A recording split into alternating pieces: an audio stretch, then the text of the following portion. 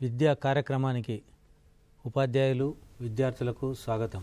ఈ వారం ప్రసారమైనటువంటి డిజిటల్ తరగతులు మరియు ఎస్సీఆర్టీ వారు అందజేసినటువంటి వర్క్షీట్ల ఆధారంగా మీరు చదువుకున్న పాఠ్యాంశాలలో ఏవైనా సందేహాలు ఉంటే వాటి నివృత్తి కోసం ఏర్పాటు చేసినటువంటి కార్యక్రమానికి అందరికీ స్వాగతం.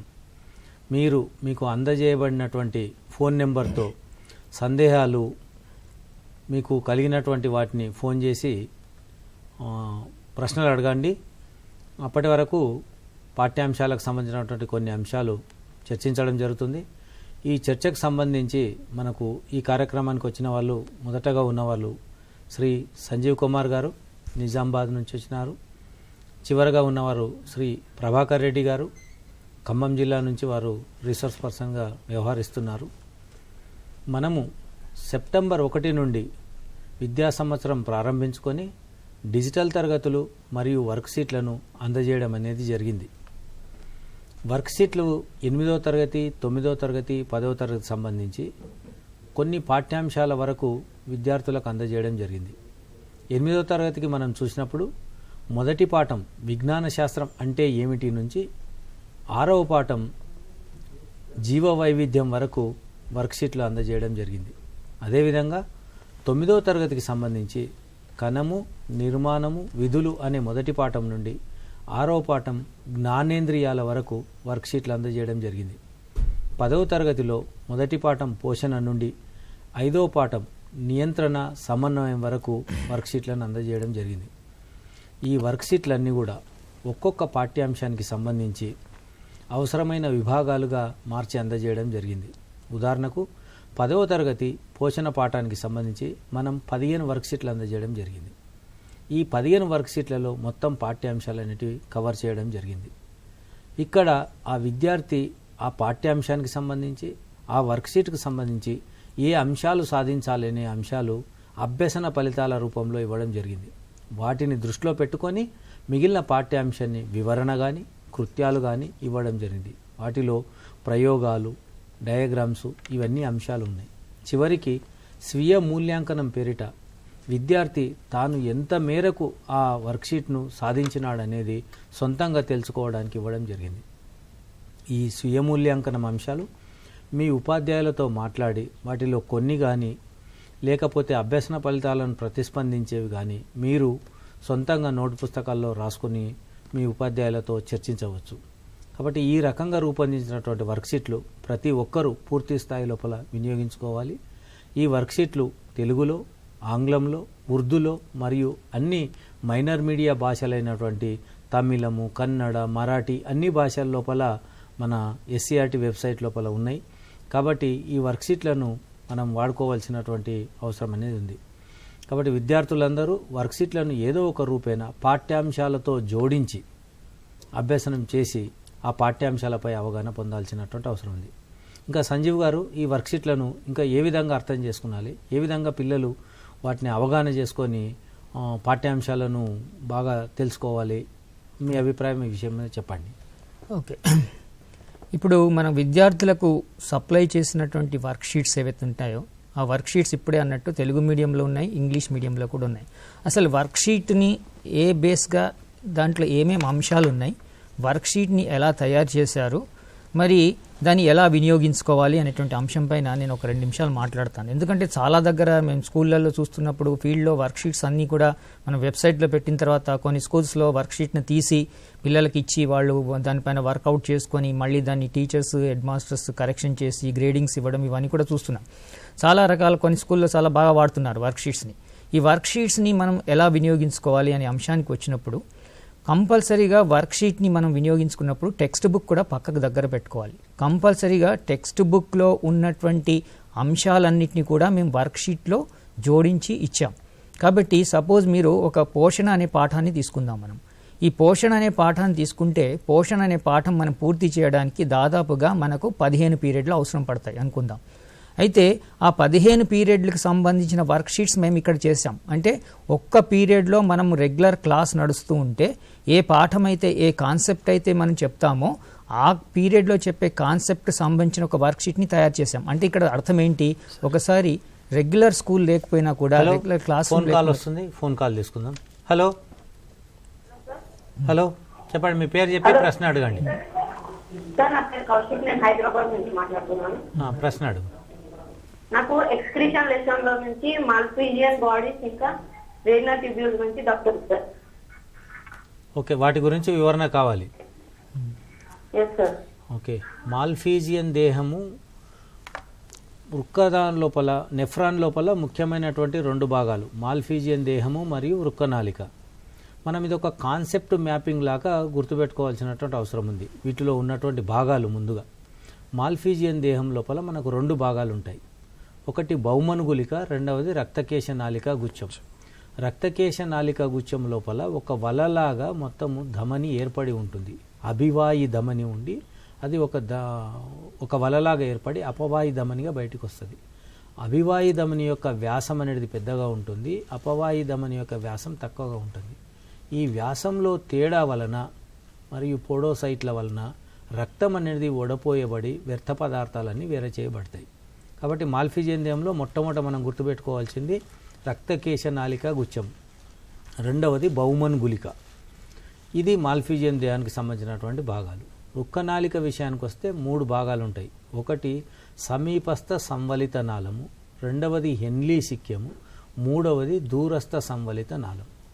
ఏదైతే మూత్రం ఏర్పడేటటువంటి దశలు ఉన్నాయో, గుచ్చగాలనము, వరణాత్మక పునఃశోషణము, నాళికాస్రావము, అతిగాఢత గల మూత్రం ఏర్పడడం అనేటివన్నీ కూడా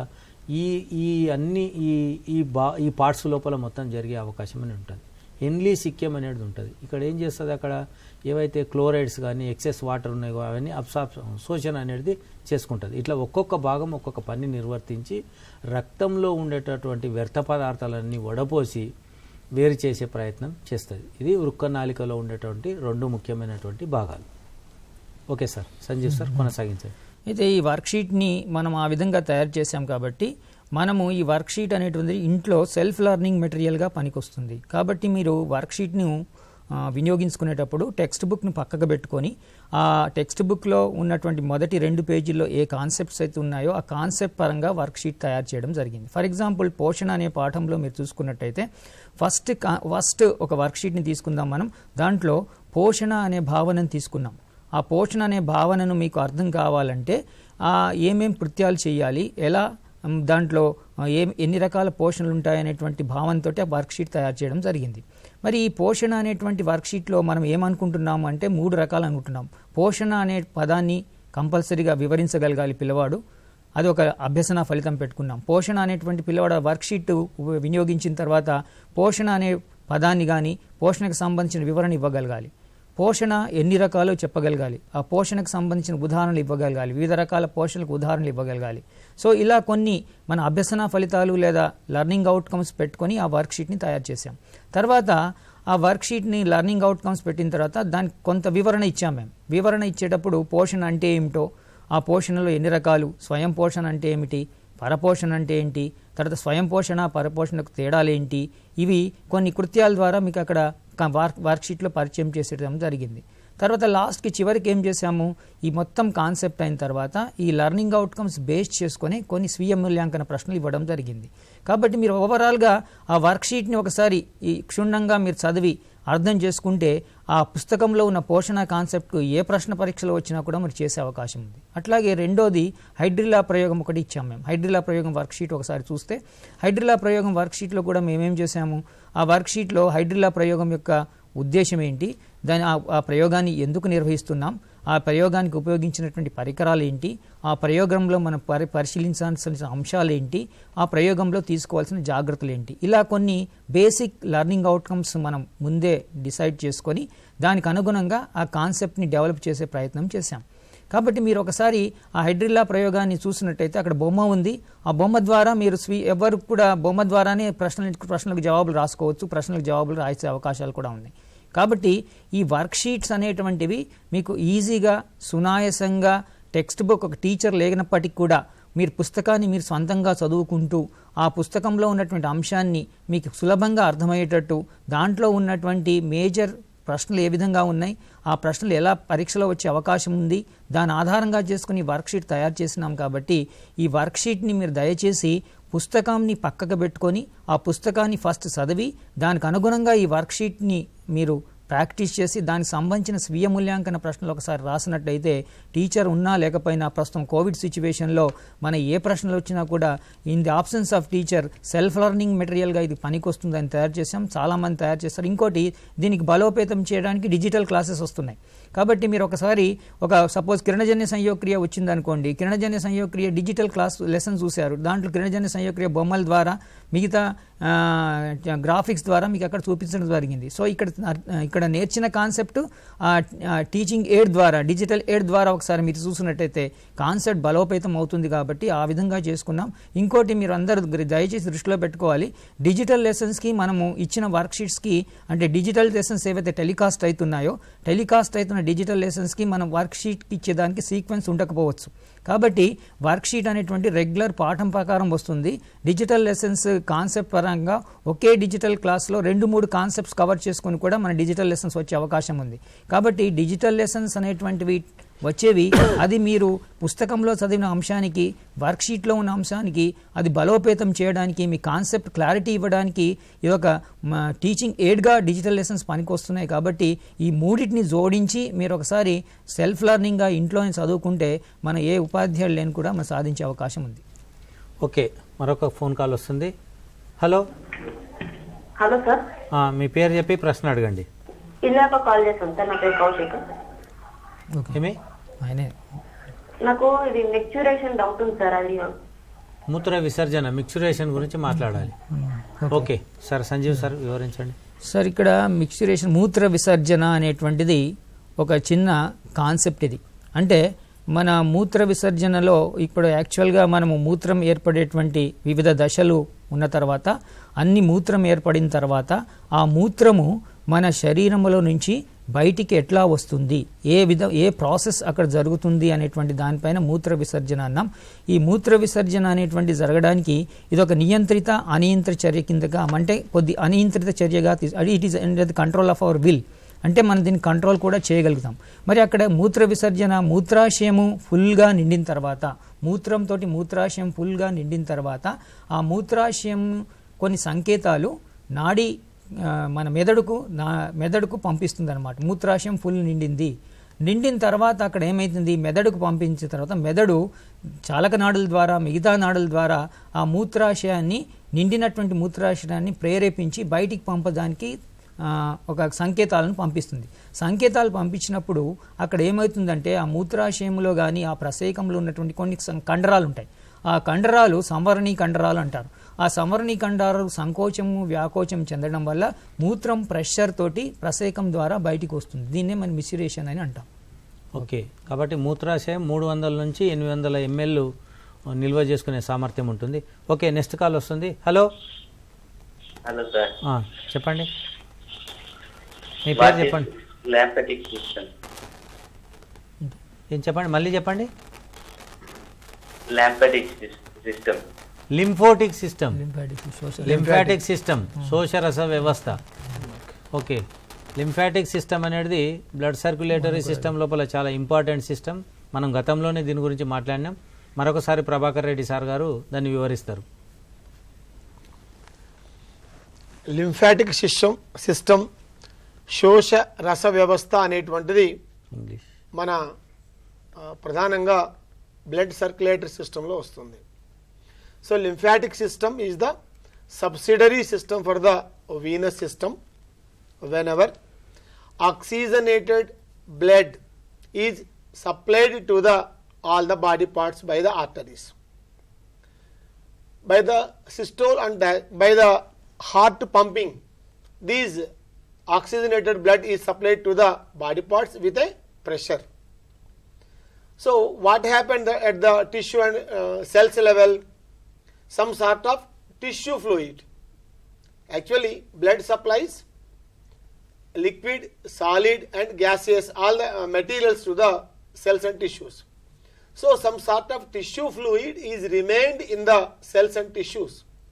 That tissue fluid is being enabled by the lymphatic system to the venous system. Then only the total blood is recycled by the heart It is pumped by the arteries and received by the veins. So whenever the oxygenated blood is supplied to the body parts, the oxygen is utilized and the deoxygenated blood is again carried by the veins and it is carried to the heart and it is entered into the arteries. So lymphatic system is worked as a subsidiary for the venous system. Of course, in higher classes you will know lymphatic system is also functioned in the immune system also.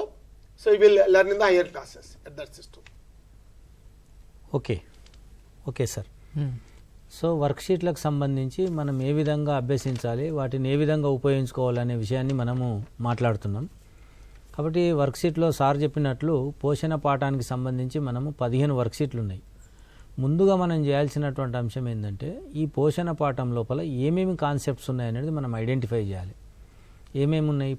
పోషణలో రకాలు, కిరణజన్య సంయోక్రియకు ఏ అంశాలు అవసరమవుతాయి, కిరణజన్య సంయోక్రియ ద్వారా ఏ అంశాలు విడుదలవుతాయి, కిరణజన్య సంయోక్రియ యొక్క యాంత్రికం అంటే దీని లోపల కాంతి చర్య మరియు నిష్కాంతి చర్య ఈ అంశాలు, తర్వాత కిరణజన్య సంయోక్రియ తర్వాత వచ్చినటువంటి అంశాలు మనకు మానవ జీర్ణ వ్యవస్థ అనే అంశాలు ఉంటాయి.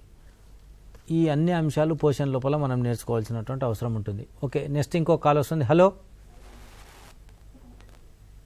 Hello sir. చెప్పండి, మీ పేరు చెప్పి ప్రశ్న అడగండి. ప్రశ్న అడగండి. Hello sir. ప్రశ్న అడుగు బాబు. నాకు డయాలసిస్ ప్రాసెస్ చెప్పండి సార్. డయాలసిస్ ప్రాసెస్ ఇప్పటికీ చాలాసార్లు చెప్పడం జరిగింది. డయాలసిస్ అనేది మూత్రపిండం అనేది పని చేయని స్థితి లోపల చేసేదాన్ని మనం డయాలసిస్ అంటారు. దీన్ని హీమోడయాలసిస్ కూడా అని అంటారు. మూత్రపిండం పనిచేయని స్థితిని ESRD అని అంటారు, ఎండ్ స్టేజ్ రీనల్ డిసీజ్ అని చెప్పి అని అంటారు. సో ఇటువంటి పరిస్థితుల లోపల మొట్టమొదటగా మనం చేసే అవకాశం ఉన్నది డయాలసిస్. ఒకవేళ డయాలసిస్ కూడా అవకాశం లేకపోతే మనము మూత్రపిండాన్ని కొత్తదాన్ని మార్పిడి చేస్తాం, దాన్ని మూత్రపిండ మార్పిడి అని అంటాం. సో డయాలసిస్ చేసే ప్రాసెస్ లోపల ఒక యంత్రం ఉంటుంది, దాన్ని డయలైజర్ యంత్రము అని అంటారు. ఈ డయలైజర్ యంత్రం లోపల ఒక డయలైజర్ ద్రావణం అనేది ఉంటుంది. మనం ధమని నుండి రక్తాన్ని ఒక రక్తనాళంతో రక్తాన్ని తీసుకొని సెలోఫైన్ టేబుల్ ఉన్నటువంటి ఒక నాళాల వంటి గొట్టాల ద్వారా రక్తం అనేది ప్రసరిస్తుంటుంది. ఈ రక్తం అనేది నాళాల నుంచి పోయేటప్పుడు డయలైజర్ ద్రావణం అనేది గాఢత లోపల మార్పు వల్ల వ్యర్థ పదార్థాలు అనేటివి రక్తంలో ఉన్న వ్యర్థ పదార్థాలు డయలైజర్ ద్రావణం లోపల కలుస్తాయి. ఈ విధంగా వ్యర్థ పదార్థాలు తీసివేయబడినటువంటి రక్తం అనేది మళ్ళీ సిర లోపలికి ఎంటర్ అవుతుంది. ఈ రకంగా మనం డయాలసిస్ అనేది చేసి రక్తంలో ఉన్న వ్యర్థ పదార్థాలను తొలగిస్తారు. అంటే మూత్రపిండం చేసే పనిని డయలైజర్ యంత్రం లోపల చేస్తారు. రక్తం ఏదైతే వడబోస్తారో ఆ వడబోసేది ఏంటంటే ఆ రక్తము ఆ నాళాల లోపల డయలైజర్లో ఉండేటటువంటి నాళాల లోపల గొట్టాల లోపల నుంచి వెళ్ళేటప్పుడు రక్తంలో ఉన్న వ్యర్థ పదార్థాల యొక్క మార్పిడి అనేది జరుగుతుంది. ఈ దాన్నే మనము డయాలసిస్ ప్రాసెస్ అని చెప్పి అంటాం. ఓకే, ఇంకా పోషణకు సంబంధించినటువంటి అంశాలకు చూస్తే చాలా అంశాలు, అంటే మనం ఒక కాన్సెప్ట్ మ్యాపింగ్ పెట్టుకొని వాటన్నిటిని చూడాల్సిన అవసరం ఉంటుంది. మానవ జీర్ణ వ్యవస్థ లోపల జీర్ణ ఎంజైమ్లు, దాని తర్వాత పోషకాహార లోప వ్యాధులు, విటమిన్లు అని ఈ విధంగా మనం కాన్సెప్ట్ మ్యాపింగ్ చేసుకుంటే వాటి లోపల ఉన్నటువంటి అంశాలను ఏ విధంగా అభ్యసన ఫలితాల ఆధారంగా మనం అభ్యసించుకోవచ్చు అనేది తెలుస్తుంది. అదేవిధంగా లెసన్ లోపల మనం డివిజన్ చేసుకునేటప్పుడు, అవగాహన చేసుకునేటప్పుడు ఏమేం ప్రయోగాలు ఉన్నాయి, ఏ పట్టికలు ఉన్నాయి, ఏ డయాగ్రామ్స్ ఉన్నాయి, శాస్త్రవేత్తలు ఎవరున్నారు అన్న సంగతి మనం తెలుసుకోవాల్సి ఉంటుంది. ఉదాహరణకు మనకు పోషణ పాఠంలో 2 పట్టికలు ఉంటాయి. ఒకటి విటమిన్ల పట్టిక ఉంది, రెండవది జీర్ణ ఎంజైమ్ల పట్టిక ఉంది. అట్లనే ప్రయోగాలు ఉంటాయి, డయాగ్రామ్స్ ఉంటాయి. సో ఈ ప్రయోగాలు ఏమేమి ప్రయోగాలు ఉంటాయి, ఏమేమి డయాగ్రామ్స్ ఉంటాయి అనేది మనకు ప్రభాకర్ రెడ్డి సార్ గారు వివరిస్తారు పోషణ పాఠంలో. సాధారణంగా మనకు కిరణజన్య సంవేగ క్రియ మరియు మానవ జీర్ణ వ్యవస్థ ఈ 2 పాఠంలో మేజర్గా ఉంటాయని సార్ ఇప్పుడే చెప్పారు. కిరణజన్య సంవేగ క్రియ సంబంధించి మనందరికీ కూడా తెలుసు. దానిలో పాల్గొనేటువంటి కారకాలు మరియు అంత్య ఉత్పన్నాలు సంబంధించినటువంటి ప్రయోగాలు మనకు ఉన్నాయి. ఉదాహరణకు కిరణజన్య సంవేగ క్రియలో పాల్గొనేటువంటి కారకాలు ప్రధానంగా కనుక తీసుకున్నట్టయితే మనకు దాంట్లో పత్రహరితము చాలా కీలక పాత్ర వహిస్తుంది. అదొక పాల్గొనే కారకం. కాబట్టి పత్రహరితము మరియు సూర్యకాంతి చాలా ఒక కీలక పాత్ర వహిస్తుంది ఈ కిరణజన్య సమయక్రియకు. కాబట్టి సూర్యకాంతి కిరణజన్య సమయక్రియకు అవసరమా కాదా, సూర్యకాంతి లేకపోతే ఏం జరుగుతుంది, కిరణజన్య సమయక్రియ ఆగిపోతుందా లాంటి ఒక ప్రయోగం మనకు లైట్ స్క్రీన్ పరికరంతో చేసిన ఒక ప్రయోగము ఉన్నది. రెండవది ప్రధానంగా ఫ్యాక్టర్స్ మరియు ఎండ్ ప్రొడక్ట్ సంబంధించి కార్బన్ డయాక్సైడ్ అనేటువంటి కిరణజన్య సమయక్రియలో ఒక కీలకమైనటువంటి కారకం. కాబట్టి కిరణజన్య సమయక్రియకు కార్బన్ డయాక్సైడ్ యొక్క ఆవశ్యకత తెలిపేటువంటి ఒక ప్రయోగం కూడా మన మోల్స్ హాఫ్ లీఫ్ ఎక్స్పెరిమెంట్ కూడా ఉంది, అర్ధపత్ర ప్రయోగం కూడా ఉంది. మనకందరికీ తెలుసు, సీసాలో ఒక సగం పత్రాన్ని ఉంచి ఆ ప్రయోగం మనకు తెలుసు. ఒక ఫోన్ కాల్ వస్తుంది, తీసుకుందాం. హలో హలో, నా పేరు మహేష్ సార్. నాకు రిఫ్లెక్స్ ఆర్క్ గురించి డౌట్ ఉంది సార్. రిఫ్లెక్స్ ఆర్క్ ప్రతీకార చర్యాచాపం గురించి చెప్పాలి. ఓకే సార్, సంజీవ్ సార్, ప్రతీకార చర్యాచాపం గురించి వివరించండి. Reflex arc. ప్రతీకార చర్యాచాపము అంటే మన శరీరం లోపల 2 రకాల నాడులు ఉంటాయని మనకు తెలుసు. కొన్ని జ్ఞాన నాడులు, చాలక నాడులు ఉంటాయని తెలుసు. ఫర్ ఎగ్జాంపుల్, మనం ఎక్కడైనా వెళ్తున్నప్పుడు మనకు ముళ్ళు గుచ్చింది అనుకోండి, ముళ్ళు గుచ్చిన వెంటనే మనం కాలుని ఇమీడియట్గా పక్కకు జరిపేసుకుంటాం. వితిన్ సెకండ్స్లో కాలు పక్కకు జరుపుకుంటాం. ఈ కాలు పక్కకు జరుపుకునేటువంటి ప్రక్రియ లోపల ఈ మొత్తం ఇన్ఫర్మేషన్ ఎలా బ్రెయిన్కి అందుతుంది, మళ్ళీ బ్రెయిన్కి అందినటువంటి ఇన్ఫర్మేషన్ తిరిగి యాక్షన్ రియాక్షన్ ఎలా జరుగుతుంది, ఈ మొత్తం సీక్వెన్స్నే మనం ప్రతీకార చర్యాచాపం అంటాం. ఒక చిన్న ఉదాహరణ మీరు చూసుకున్నట్టయితే, మనము ముళ్ళు గుచ్చిన వెంటనే ఆ ఇన్ఫర్మేషన్ ఏమవుతుంది, బ్రెయిన్కి వెళ్తుంది. వెళ్ళిన తర్వాత మేడం దానికి ఇమీడియట్గా రెస్పాన్స్ ఇస్తాం.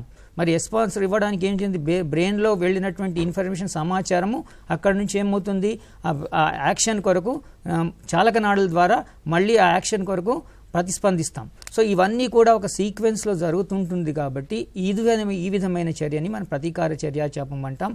దీంట్లో చాలకనాడులు, మెదడు, జ్ఞాననాడులు, కండరనాడులు ఇవన్నీ కూడా ప్రధాన పాత్ర వహిస్తూ ఉంటాయి. దీన్ని ఒక సీక్వెన్స్ లోపల మనం అర్థం చేసుకున్నాలి. ఏమిటిది, శరీర భాగము, శరీర భాగం నుంచి జ్ఞాననాడి, జ్ఞాననాడి నుంచి మెదడు లేదా వెన్నుపాము, అక్కడి నుంచి చాలకనాడి, చాలకనాడి నుంచి ప్రభావకాంగం, ఎక్కడి నుంచి అయితే ప్రభావం చూపట్టే అక్కడికి. సో ఈ సీక్వెన్స్ అనేది దాన్ని మొత్తాన్ని కలిపి మనం ప్రతీకార చర్య చాపము అని అంటాం. అంటే ఏ శరీర భాగం నుంచి అయితే సమాచారం వస్తుందో అది, అక్కడి నుంచి జ్ఞాననాడి, జ్ఞాననాడి నుంచి మెదడు లేదా వెన్నుపాము, అది జరిగే సీక్వెన్స్ టైంను బట్టి మనం ఒక అంగం ప్రభావం చేస్తుంది. దాని తర్వాత చాలకనాడి, చాలకనాడి నుంచి ప్రభావకాంగం, ఈ మొత్తాన్ని మనం ప్రతీకార చర్యాచాపం కింద మనము తీసుకుంటాం. So sir Prabhakar Reddy sir, continue చేయండి ప్రయోగాలకు సంబంధించి. సో ఈ కిరణజన్య సమయక్రియ సంబంధించి ఫ్యాక్టర్స్ ఏమో సూర్యరశ్మి అవసరం అవుతుందని ఒక లైట్ స్క్రీన్ ప్రయోగం ఒకటి ఉంది. మరియు హలో, ఒక call. Hello hello sir, good afternoon sir. Good afternoon, చెప్పండి మీ పేరు, ఎక్కడి నుంచి చెప్పి ప్రశ్న అడగండి. గుంటూరు నుంచి సార్. నా పేరు ఆనంద్. ప్రశ్న ఏంటంటే నర్వ్ ఇంపల్స్. ఏది? Nerve impulse sir. Nerve impulse, నాడి ఇంపల్స్, ప్రతీకార చర్యాచాపంకు సంబంధించినటువంటి అంశమే నర్వ్ ఇంపల్స్ అని చెప్పి అంటారు. సార్ సంజీవ్ సార్, దాన్ని వివరించండి. నాడీ ప్రచోదనాలు అంటే దాని నర్వ్ ఇంపల్స్ని మనం ఏమంటామంటే నాడీ ప్రచోదనాలు అని కూడా అంటాం.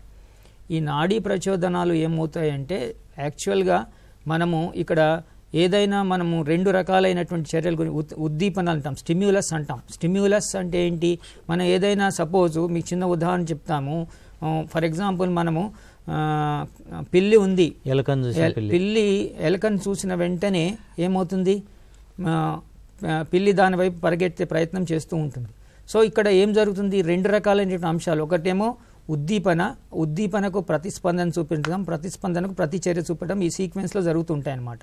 సో ఇలా జరిగేటప్పుడు మన నాడీ కణాల్లో కొన్ని ఏమవుతాయంటే కొన్ని విద్యుత్ తరంగాలు అంటే విద్యుత్ సంకేతాలు ఏవైతే ఉంటాయో విద్యుత్ సంకేతాలు మెదడుకు చేరడం వల్ల ఈ నాడులన్నీ కూడా ఉత్తేజం అవుతాయి. ఈ నాడుల ఉత్తేజంపై దాని ప్రతిస్పందన చేయడానికి తోడ్పడితే దీన్ని నాడీ ప్రచోదనాలు అని అంటాం. సో ప్రతిస్పందన లేదా ప్రేరణ లేదా స్టిమ్యులీకి వచ్చేదాన్ని మనము ప్రచోదనము లేదా ప్రతిచర్య లేదా ప్రతిస్పందన అనే పదాలు వాడుతున్నాం. ఓకే సార్, కంటిన్యూ చేయండి. సార్, ఈ కిరణజన్య సమయక్రియ ప్రయోగాలకు సంబంధించి కార్బన్ డయాక్సైడ్ మరియు కాంతి రెండు అవసరము.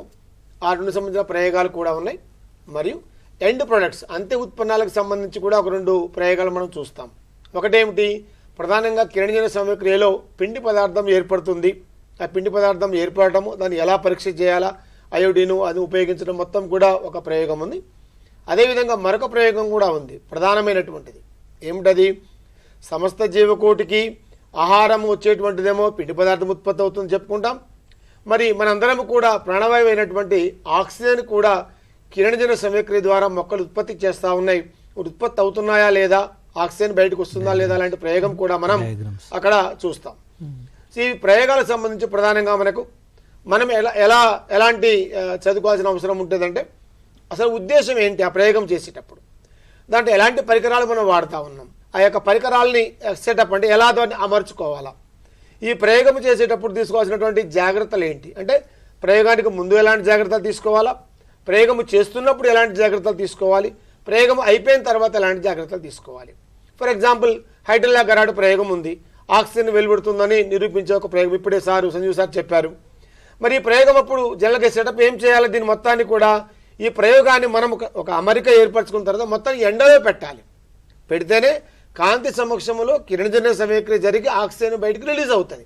అంతేగాని ప్రయోగం అమెరికా మొత్తం చేసాము, అంతవరకు బాగానే ఉంది, మన క్లాస్ రూమ్లో ఉంచామనుకోండి, ఆ యొక్క ప్రయోగం పరిశీలన మనకు అంత సులభంగా జరగదు.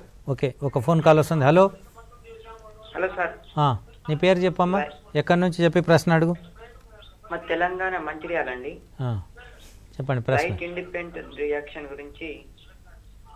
లైట్ ఇండిపెండెంట్ రియాక్షన్, నిష్కాంతి చర్య, dark reaction. Sir Sanjeev sir. Okay, ఇది లాస్ట్ ఇయర్ కూడా లాస్ట్ వీక్ కూడా ఇదే దీని గురించి మాట్లాడాము. అయినా ఒకసారి అడిగారు కాబట్టి అడుగుతున్నా. లైట్ ఇండిపెండెంట్ రియాక్షన్ అన్నారు. మనకు 2 రకాల కాంతి చర్యలు, 2 రకాలైనటువంటి మనకు కిరణజన్య సంయోక్రియలో 2 రకాల చర్యలు ఉంటాయి. ఒక కాంతి చర్య, ఒకటి నిష్కాంతి చర్య.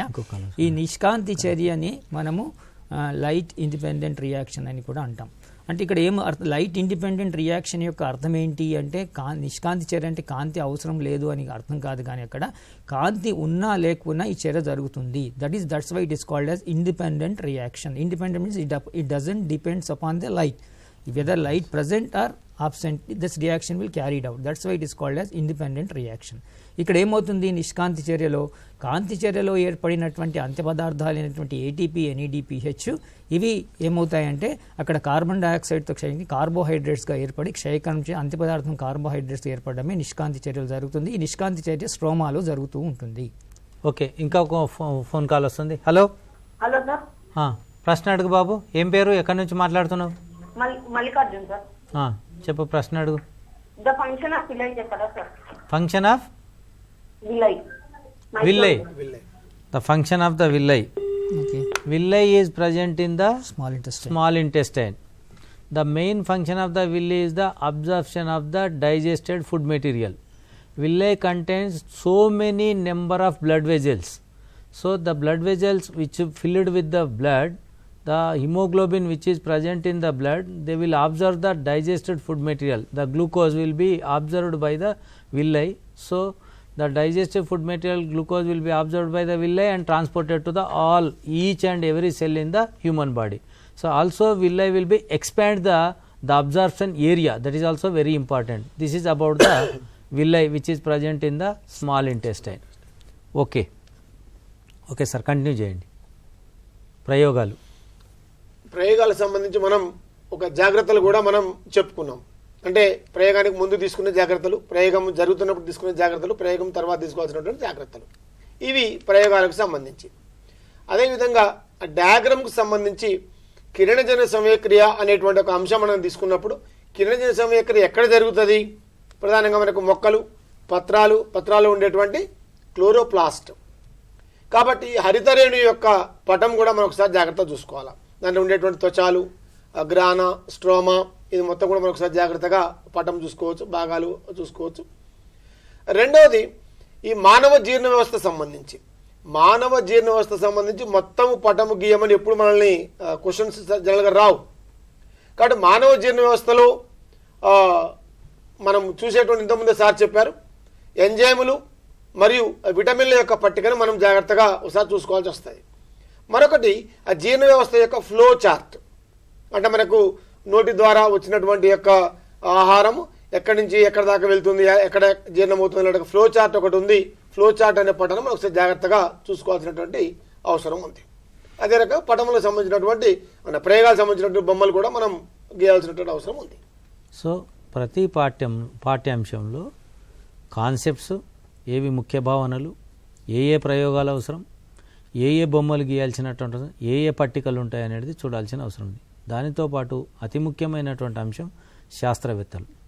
పోషణ పాఠానికి సంబంధించి చాలామంది శాస్త్రవేత్తలు ఉంటారు. కిరణజన్య సంయోగక్రియకు సంబంధించి చాలా అంశాలు కనుక్కున్నారు. Engelmann, Jan Ingenhousz, van Helmont, van Niel, Pelletier మరియు కావెన్సో. సో ఇలా చాలామంది శాస్త్రవేత్తలు వివిధ అంశాలు కిరణజన్య సంయోగక్రియకు సంబంధించినటువంటి అంశాలు కనుక్కున్నారు. సో ఈ అంశాలను కూడా మనం దృష్టి లోపల పెట్టుకోవాల్సినటువంటి అవసరం ఉంది. కాబట్టి ఏ పాఠ్యాంశము లేదా ఏ వర్క్షీట్ తీసుకున్నప్పటికీ దాని లోపల ఉన్నటువంటి కాన్సెప్ట్స్, డయాగ్రామ్స్, ఎక్స్పెరిమెంట్స్, టేబుల్స్ వాటిపైన దృష్టి పెడితేనంటే మనం ఖచ్చితంగా ఏ అయితే పాఠ్యాంశాలు ఏ లక్ష్యంతో అయితే రూపొందించబడ్డాయో అవన్నీ కూడా మనం అవగాహన చేసుకోగలుగుతాం. కాబట్టి వర్క్షీట్లను ఈసారి చూసేటప్పుడు ఈ విధానం లోపల మనం దృష్టి పెట్టి చూడాల్సిన అవసరం ఉంది. ప్రభాకర్ రెడ్డి సార్ ఇంకేమైనా చెప్తారా వర్క్షీట్స్కి సంబంధించి? ఓకే సార్, వర్క్షీట్స్ ప్రధానంగా తయారు చేసినప్పుడు ఉన్నటువంటి యొక్క కండిషన్, పరిస్థితులు వేరు. ఎందుకంటే సమ్మర్లో అసలు ఒకనొక స్థితిలో పాఠ్య పుస్తకాలు పిల్లలకు పంపిణీ అవుతాయా కావా, పాఠ్య పుస్తకాలు కూడా పంపిణీ చేయలేకపోతే పిల్లలు మరి చదువు అభ్యసనం కొనసాగించడానికి ఎలా అన్న ఒక పరిస్థితుల నుంచి ఎస్సీఆర్టీ ఈ యొక్క వర్క్షీట్స్ని రూపొందించింది. ఈ యొక్క వర్క్షీట్స్ ఇంతకుముందే సంజీవ్ సారు మన మొదటిసారి క్లియర్గా చెప్పారు. ఒకటేమిటి అంటే టెక్స్ట్ బుక్ను పక్కన పెట్టుకున్నప్పుడు టెక్స్ట్ బుక్లో కొన్ని ఇన్బిల్ట్ క్వశ్చన్స్ ఉంటాయి, కొన్ని ఓపెన్ ఎండెడ్ క్వశ్చన్స్ ఉంటాయి. ఆ ఓపెన్ ఎండెడ్ క్వశ్చన్స్ జనరల్గా మనం క్లాస్ రూమ్ ప్రాక్టీషన్స్లో సారు డీల్ చేస్తూ ఉంటాడు, చర్చలో భాగంగా వాటికి సమాధానాలు మనకు వస్తూ ఉంటాయి. కానీ ఇక్కడ ఈ క్లాస్ రూమ్ ట్రాన్సాక్షన్ సిచ్యువేషన్ లేదు కాబట్టి ఆ స్పష్టంగా ఉండేటువంటి ఆ వర్క్షీట్లోనే ఆ యొక్క ఇన్బిల్ట్ క్వశ్చన్స్, దానికి ఉండేటువంటి ఆన్సర్స్ కూడా విత్ లాజికల్ రీజనింగ్తో సహా ఆన్సర్స్ కూడా ఇవ్వబడ్డాయి. అదే రకంగా ప్రయోగాలకు సంబంధించినటువంటి ఆల్టర్నేట్ ఎక్స్పెరిమెంట్ సంబంధించిన మెటీరియల్స్ కూడా అక్కడ ఇవ్వబడ్డాయి. కాబట్టి వర్క్షీట్స్ని దృష్టిలో పెట్టుకునేటప్పుడు ఆ పాఠములో ఇంతకుముందు సార్ చెప్పారు, ప్రతి పీరియడ్కి సంబంధించి ఒక వర్క్షీట్ మాదిరిగా మనం తీసుకున్నట్లయితే ఒక సెల్ఫ్ లెర్నింగ్ మెటీరియల్గా దీన్ని మనం యూజ్ చేసుకోవాల్సి వస్తుంది. అంటే టెక్స్ట్ బుక్ చదువుతూ దాంట్లో వచ్చినటువంటి డౌట్స్ని వర్క్షీట్ ద్వారా కూడా మనం సందేహాలు సమాధానాలు తీర్చుకోవచ్చు. మరియు ఇంకా ఏమైనా డౌట్స్ కనుక మిగిలి ఉన్నట్లయితే మీ యొక్క పాఠశాల ఉపాధ్యాయుల దగ్గర కూడా సమాధానాలు తీర్చుకోవచ్చు. ఇంకా ఏమైనా సార్ కనుక ఏదైనా అనివార్య కారణాల వల్ల చెప్పలేకపోయినట్లయితే అప్పుడు మీ యొక్క ఏ వారం అయితే డిజిటల్ పాఠాలు వర్క్షీట్ మీకు వస్తున్నాయో దానికి సంబంధించినటువంటి సందేహాలు కూడా ఈ యొక్క టీశాట్ స్టూడియోకి ఫోన్ చేసి కూడా మీ యొక్క సమాధానాలు నివృత్తి చేసుకోవచ్చు. అదేవిధంగా ఇంతకుముందు మరొక టైమింగ్స్ అడిగా, డిజిటల్ టైమింగ్స్. ఈ డిజిటల్ టైమింగ్స్తో సంబంధం లేకుండా ప్రధానంగా మీరు టీశాట్ అనేటువంటి యాప్ని మీ యొక్క మొబైల్లో డౌన్లోడ్ చేసుకోండి. డౌన్లోడ్ చేసుకోవడం ద్వారా ప్రతి సబ్జెక్టు సంబంధించినటువంటి, ఉదాహరణ 10th క్లాస్ ఉందనుకోండి, తెలుగు, హిందీ, ఇంగ్లీషు, గణితము, భౌతిక రసాయన శాస్త్రము మరియు జీవశాస్త్రము, సాంఘిక శాస్త్రం, ఇట్లా అన్ని సబ్జెక్టులకు సంబంధించిన వీడియోస్ కూడా దాంట్లో ఇన్బిల్ట్గా ఉన్నాయి. అయ్యో పలానా టైంకు పాఠం వచ్చింది అని చూడలేకపోయిన ఫీలింగ్ లేకుండా ఆ యాప్లో మొత్తం కూడా పాఠాలు ఉన్నాయి. కాబట్టి మీరు టీశాట్ యాప్ని ప్రధానంగా డౌన్లోడ్ చేసుకొని దాన్ని ఉపయోగించుకోవాలని కోరుతా ఉన్నాను. ఓకే.